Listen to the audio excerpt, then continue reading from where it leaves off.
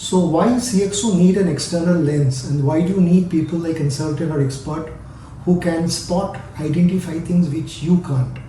Well, there are reasons, very simple reasons, that you are, as a CXO, you are living inside the system.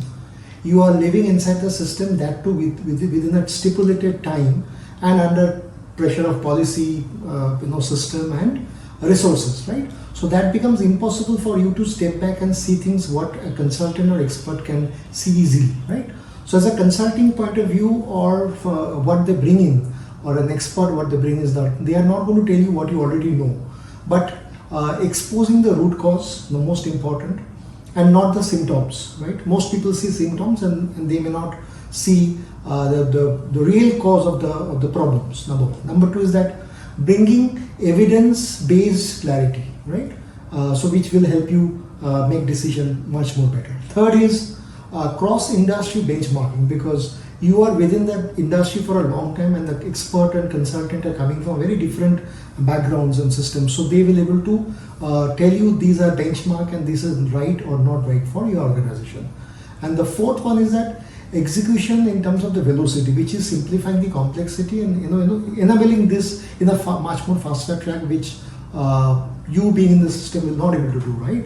In short is what most organizations are okay with the present process, stage, velocity, the way they work, they're okay with it.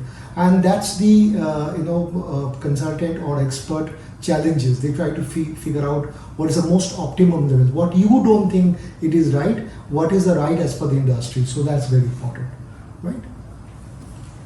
So what I'm trying to tell you is that in every organization, there's a pattern which get unnoticed, right? So inefficiency get buried under the everyday process and running around. Blind spots for the leadership and behavior is quite normal. When I see the last 10 years of different consulting scenario we have seen. And also systematic issues get camouflaged under performance data, because you don't get to see the right image because of many other things, helps you, stops you from seeing that, right? So what separates a top management consultant or expert is that the internal team is not that they are much more intelligent than your internal team, but this is how they see things, how they observe, or how they understand, how they identify, how they see some blind spot which you cannot see. These are the primary reason.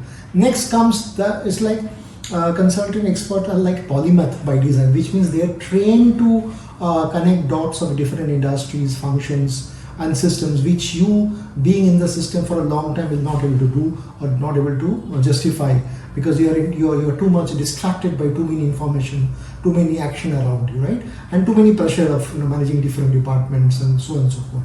So it's like an insider. You carry, there's no legacy. What happens is that consultant or management people, experts, they don't have a pressure of political baggage, policy baggage, legacy issue. So this toolkit, what they use or what we use is that is not based on all opinions, is not opinion, but based on the management science. So the framework and the model and the complex problems can be solved. So what happens, we use different types of toolkit which is based on the management science and not just opinion, and that's the reason we will able to, we generally able to solve problems in a very chaos environment, with a very unstructured environment, for easy for us to spot it. So these are different models. Let me give you few examples of models which normally a more management consultant generally use people to solve problems. Number one, if I tell you the people or the human capital performance related thing. So very high performing organizations, we see there's a leak of productivity, right? And due to a lot of cultural drag, misaligned incentives or initiatives across the systems, or leadership immaturity, wrong people managing wrong rules and so on and so forth, we saw a common trend or a pattern. So as a consultant, we diagnose those strings in a very structured behavioral and organizational lenses, right? So generally what we use is that, I'll give you name few examples so that easy for you to also use it. Leadership maturity model, which is where we map leaders' stands on strategic, operational, and interpersonal maturity. Second is McKinsey 7's framework, where structure, system, style, staff, skill, and shared values, we try to align those things. Third is your competing values and framework, which is a Queen format, which is the domain, is the most important cultural type, which is cultural conflict between different departments or different systems. The third one is the Gallup, which is Gallup strength based on leadership metrics. Also, where we are looking for human capital deployment happening at the maximum level, right? And the last one is, I'm sure all of you will be using, is Kotler 8 step, where we try to see the transformation initiative well done across the system. This is what we do. And what we saw is that we detect people's process failure and not that feedback survey, and it's not through organization behavior mapping. We try to analyze energy flow, decision bottleneck, information influence, network that often get override by the hierarchy. So that's what the most important part.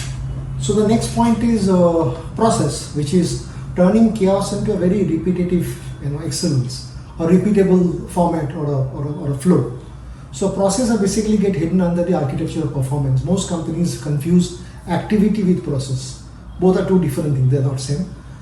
Now, as a consultant or an expert, we try to strip it into three parts. One is the value process or the value flow, the viability, and the waste elimination. So the format or the framework what we use is Lean Six Sigma, value streaming mapping, business process reengineering, theory of a constant, and ISO 9001 or excellence model, whichever applies to whichever industries it happens.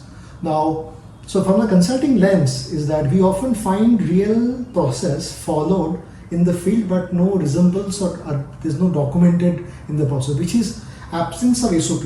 Number of consulting industries we saw, there is a huge, all documents or SOPs are actually under the table or on the desk. No one is using it, no one knows it. So they follow a basic pattern which their bosses or system or everybody is doing it for a long time. So it doesn't follow any process in terms of the SOP is concerned.